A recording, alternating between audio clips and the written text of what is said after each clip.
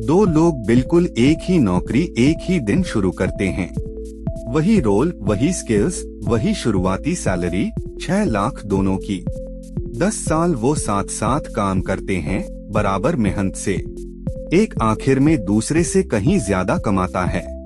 Talent की वजह से नहीं, किस्मत की वजह से नहीं, एक छोटी आदत की वजह से साल में कुछ बार दोहराई गई। एक ने मांगना सीखा, दूसरा चुप रहा। उस एक आदत ने चुपचाप सालों की पगार जितना गैप बना दिया। आज मैं सिखाऊंगा कि मांगने वाले कैसे बनो। उन सालों में आरव ने कुछ बार नेगोशिएट किया, कभी एक रेज, कभी बेहतर शुरुआती ऑफर। रिया ने एक बार भी नहीं मांगा, नोटिस होने का इंतजार किया। नेगोशिएशन कोई जन्मजात स्वभाव नहीं है, ये एक आसान स्किल है और 2 जगह काम करती है। दरवाजा 1, मौजूदा नौकरी में रेज मांगना।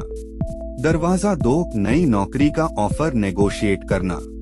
ज्यादातर लोग दोनों दरवाजों पर जम जाते हैं। अंत में तुम्हारे पास दोनों के लिए शब्द दर शब्द स्क्रिप्ट होगी। पहले समझें पैसा अपने आप क्यों नहीं आता।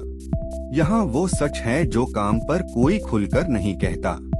तुम्हारा एम्प्लॉयर खुद से ज्यादा पैसा नहीं देगा। कंपनी के बजट को एक तय शीट समझो। जो रुपया वो तुम्हें नहीं देते वो अपने पास रखते हैं। जो चुप कर्मचारी कभी नहीं मांगता वो सबसे सस्ता है।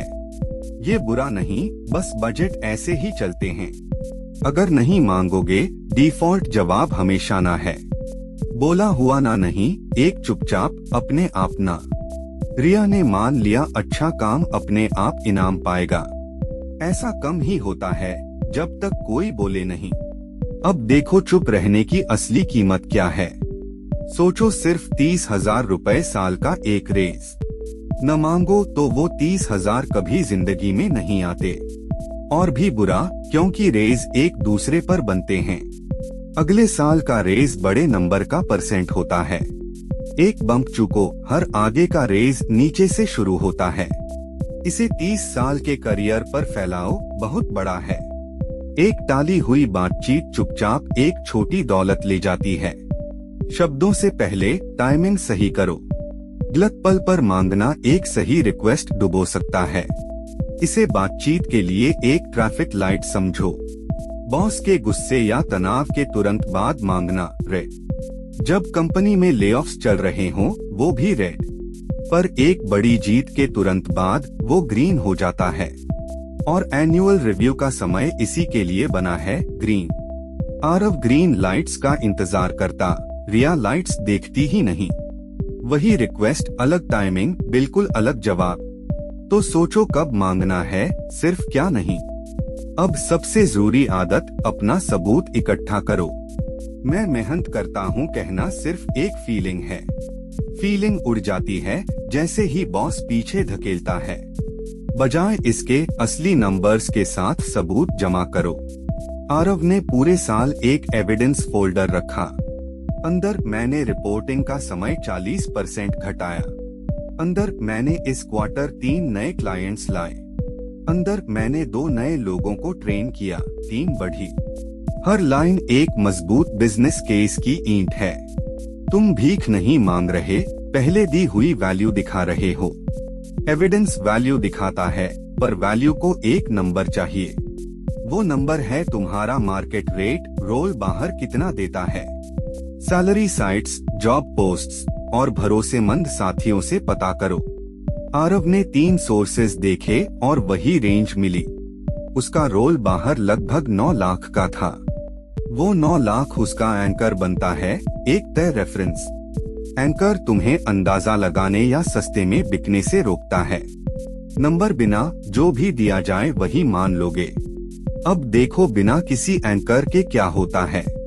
रिया ने कभी देखा ही नहीं उसका रोल कितना देता है। तो रूम में उसके पास खड़े होने को कुछ ठोस नहीं। वो बहती रहती है, उम्मीद की बॉस सही नंबर बताए। पर इस बातचीत में नॉलेज सचमुच पैसा है। जो मार्केट जानता है वही शर्तें तय करता है। आरव अपना नंबर रखता है, रिया एक सवालिया निशान। तो जाने से पहले अपना एंकर एक कार्ड पर लिख लो। अब वो हिस्सा जिससे सब डरते हैं, असली शब्द। शांत, साफ और छोटा रखो, कोई माफी नहीं। सीधे शुरू करो, मैं अपनी कॉम्पेंसेशन पर बात करना चाहता हूँ। फिर अपनी जीते रखो, फोल्डर की ईंटें। मैंने रिपोर्टिंग घटाई, क्लाइंट्स लाए, टीम ट्रेन की। फिर नंबर साफ बोलो, मार्केट के हिसाब से मैं 9 लाख चाहता हूँ। ध्यान दो, पहले वैल्यू फिर एक तय फिगर। कोई बकबक नहीं, कोई अगर ठीक हो नहीं, सिकुड़ो मत। आरव 3 शांत वाक्यों में कहता है और रुक जाता है। यहाँ कॉन्फिडेंस बस तैयारी का बोला हुआ रूप है। नंबर बोलने के बाद सबसे मुश्किल काम करो, बोलना बंद करो और चुप्पी को वहीं बैठने दो। चुप्पी असहज लगती है तो लोग जल्दी भरने लगते हैं, पर ठीक है अगर नहीं बोलकर अपनी मांग मिटा देते हैं। वो एक घबराई लाइन सारी ताकत वापस दे देती है। आरव 9 लाख बोलता है, फिर शांति से रुकता है। अब चुप्पी बॉस की समस्या है, जवाब देने को, तुम्हारी नहीं। चुप्पी को तुम्हारे लिए नेगोशिएट करने दो। कभी सही करने पर भी जवाब ना होता है। ना अंत नहीं, एक प्लान की शुरुआत है। बहस मत करो और दुखी होकर बाहर मत जाओ। बजाय इसके शांत पावर सवाल पूछो। वो रेस पाने के लिए मुझे क्या करना होगा? अब बॉस को ठोस रास्ता देना होगा, टालना नहीं। इसे पक्का करो, एक साफ 3 महीने का रिव्यू तय करो और वो सहमति एक छोटे फॉलोअप ईमेल में लो। अस्पष्ट बाद में शायद बेकार है, तय तारीख वाला प्लान असली है। आरव ने ना को हाँ के लिखित रास्ते में बदल दिया। अब दरवाजा दो, नई नौकरी का ऑफर नेगोशिएट करना। यहाँ एक नियम है जो हर बार लोगों को चौंकाता है। पहला ऑफर लगभग कभी सबसे अच्छा नहीं होता।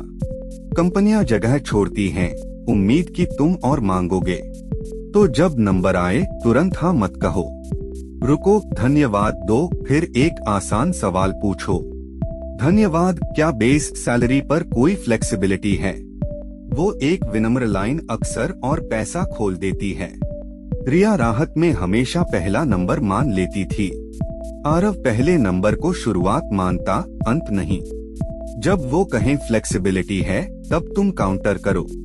उन्होंने 8 लाख दिया, मार्केट कहता है 9, तो विनम्रता से 9.5 लाख का काउंटर दो।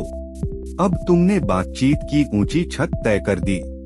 वो लौटते हैं और तुम बीच में 8.8 पर मिलते हो। उस एक आदान प्रदान ने साल का 80,000 जोड़ दिया। पर बेस सैलरी टेबल पर अकेली चीज नहीं है।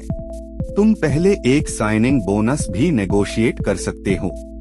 हर साल कुछ एक्स्ट्रा वेकेशन दिन मांग सकते हो, रिमोट दिन या फ्लेक्सिबल स्केड्यूल मांग सकते हो और एक साफ प्रमोशन टाइमलाइन पक्की कर सकते हो। सब निगोशिएबल है, बस मांगना आना चाहिए। अब वो गलतियां जो अच्छी नेगोशिएशन चुपचाप डुबोती हैं। गलती 1, माफी से शुरू करना। माफ करना पूछ रहा हूँ, पर मांग को कमजोर बताता है। गलती 2, निजी खर्चों से जस्टिफाई करना। मुझे किराए के लिए चाहिए, इसे वैल्यू नहीं तुम पर बना देता है। गलती 3, किसी खास साथी से खुद की तुलना। पर राहुल ज्यादा कमाता है, सिर्फ शिकायत लगती है। गलती 4, झूठा अल्टीमेटम जिसे निभा न सको। पैसा दो या छोड़ दूंगा, जब छोड़ोगे नहीं, भरोसा तोड़ता है। ब्लफ करो और पकड़े जाओ तो हाथ कुछ नहीं रहता। आरव इन सबसे बचा और बात वैल्यू पर रखी। शांत रहो, साफ रहो और जो न करो उसकी धमकी मत दो। पीछे हटकर देखो यहाँ असल में क्या हुआ। आरव और रिया के स्किल्स पूरे समय बराबर थे। असली फर्क सिर्फ कुछ अटपटे मिनट थे। कुछ मिनट मांगने के पूरे करियर में दोहराए गए। उसने आरव को सालों की एक्स्ट्रा पगार और आजादी दी। तो ये रही तुम्हारी पूरी नेगोशिएशन चेकलिस्ट। फीलिंग्स नहीं, असली नंबर्स से एविडेंस बनाओ। अंदर जाने से पहले अपना मार्केट नंबर जानो। सही टाइमिंग चुनो, फिर एक स्पेसिफिक मांग करो। बाद में चुप रहो, लिखित फॉलो अप करो और ऑफर हमेशा काउंटर करो। नेगोशिएट की तैयारी में बिताया 1 घंटा। तुम्हारे पूरे साल का सबसे कीमती घंटा हो सकता है। सब्सक्राइब करो और जो तुम्हारे लायक है वो मांगो।